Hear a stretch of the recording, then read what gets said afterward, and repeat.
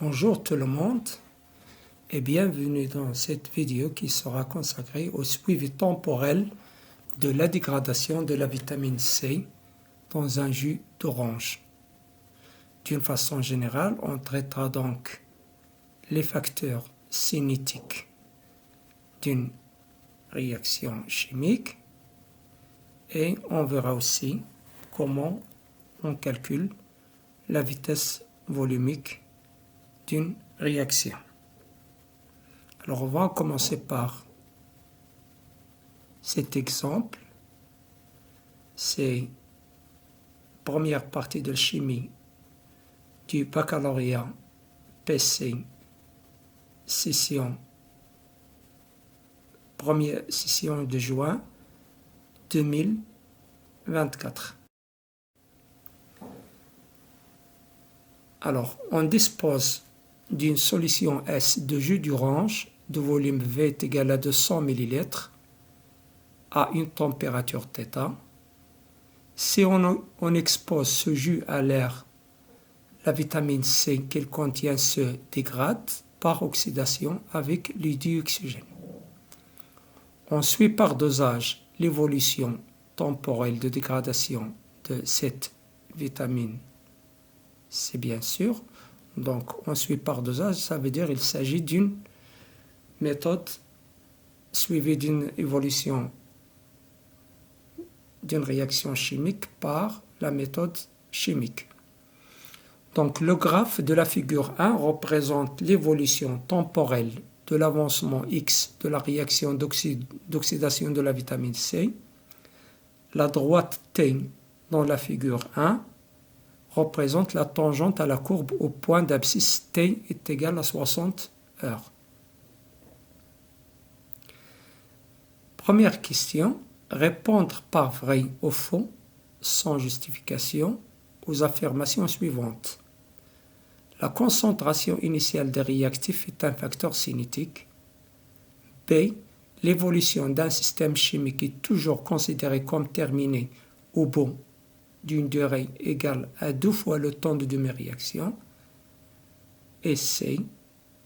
Plus les chocs entre les espèces relatives sont nombreux et efficaces, plus la réaction chimique est rapide.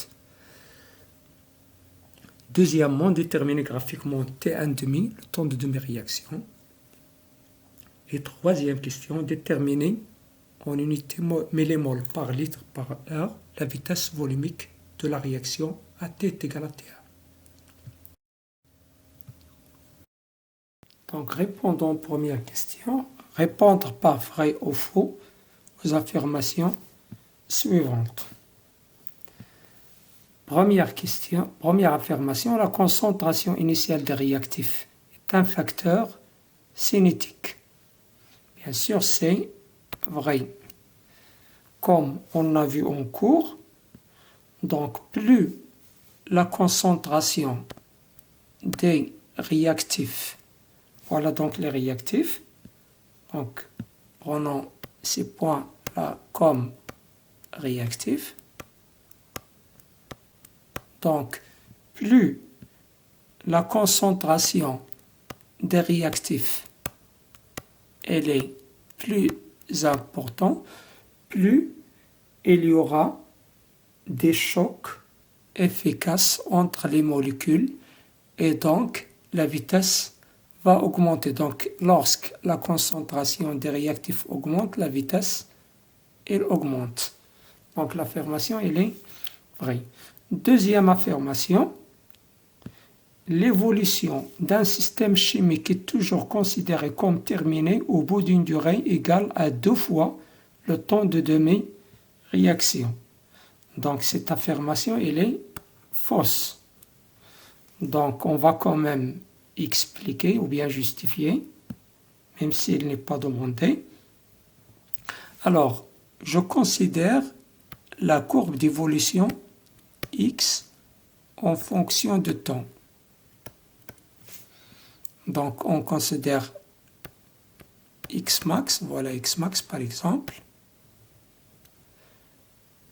Alors, si représentons la courbe d'évolution de X en fonction de temps. Donc, la réaction atteint l'état final à cette date. Lorsque X atteint X max. Donc, X max sur 2, voilà X max sur 2. Donc, X max sur 2, il correspond à T est égal le temps de demi-réaction, T1 demi. Alors, si on considère le double ou bien 2 fois le temps de demi-réaction, ça veut dire 2T1 demi. Voilà T1 demi, voilà 2T1 demi. On voit bien qu'au bout de T1 demi, la réaction n'a pas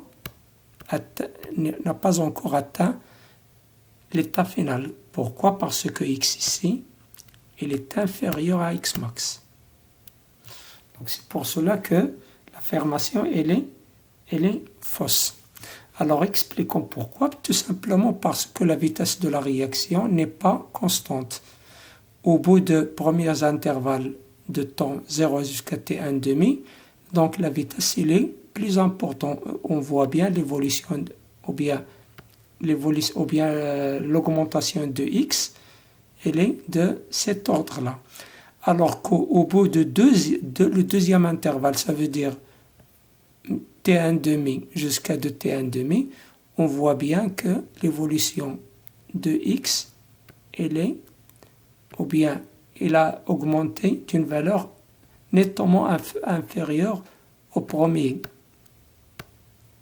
Donc c'est pour cela que la réaction n'a pas atteint son état final au bout de T1 demi. Maintenant, pour la dernière affirmation, c'est plus les chocs entre les espèces relatives ou bien réactives sont nombreux et efficaces, plus la réaction chimique elle est rapide. Bien sûr, cette affirmation elle est vraie, tout simplement parce qu'on a vu en cours que lorsque la température augmente, donc la vitesse d'agitation des molécules des réactifs, donc car ces molécules elles s'agitent, donc chaque molécule elle est en mouvement avec une vitesse comme ça. Donc la vitesse d'agitation des molécules elle va augmenter, et lorsque la vitesse d'agitation elle va augmenter, donc le nombre de chocs il va aussi augmenter. Et par la suite, donc, la vitesse de la réaction va augmenter tout simplement parce que si le nombre de chocs augmente, alors aussi les chocs efficaces qui vont donner naissance à d'autres molécules vont augmenter. Et par la suite, la vitesse va augmenter aussi. Donc c'est pour cela que l'affirmation elle est vraie. Bien, on passe maintenant aux deuxième question. Déterminer graphiquement T1 demi, le temps de demi-réaction. Bien, alors, on va déterminer d'abord X max, donc tout simplement parce que T1 demi, on a vu que T1 demi, ce n'est que la date qui correspond à X est égale à X max sur 2.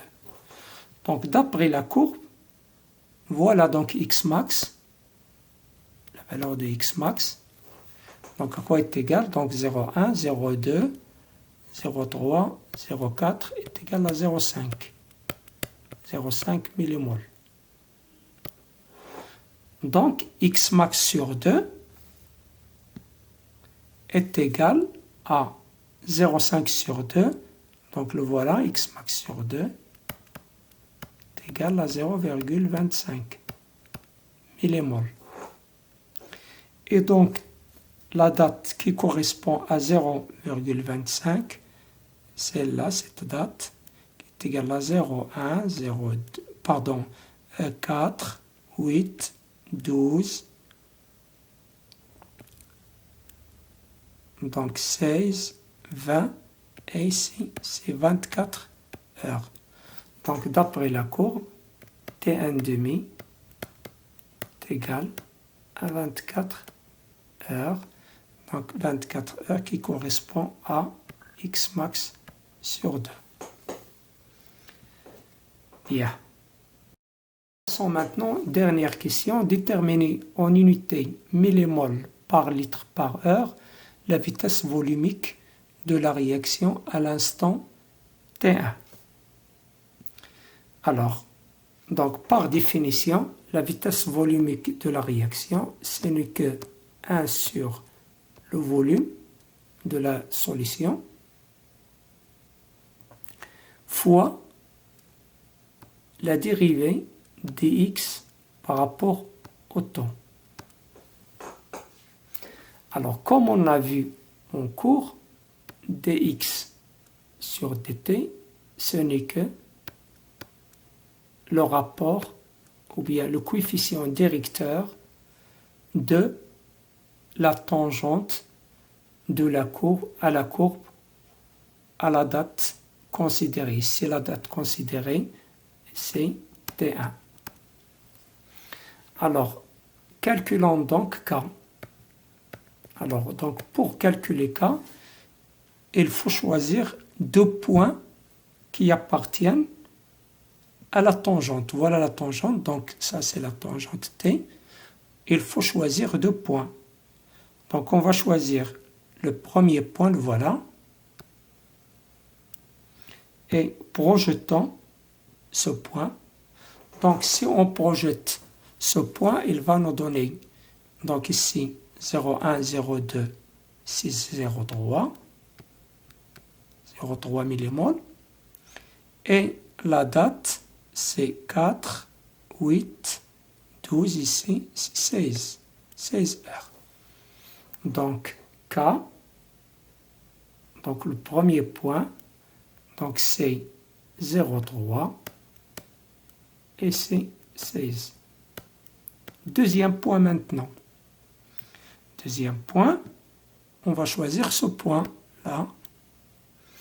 Donc, projetons ce point sur les axes. Donc, on obtient ici 0,3, 0,4. Donc, c'est 0,41. Et la date, bien sûr, c'est 60. Donc, on aura 0,41 sur 60. Donc, la vitesse, donc V, est égale, par application numérique, 1 sur 200 fois 10 moins 3, car millilitres. Donc, ici, on vous demande par litre, donner l'unité par litre, fois 0,41 moins 0,3 sur 60 moins 16. Donc, ici, millimol. Donc, millimol, il faut garder l'unité millimol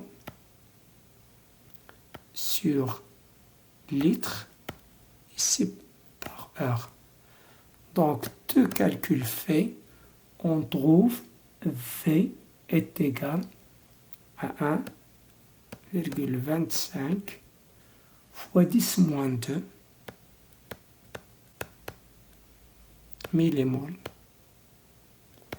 par litre par heure.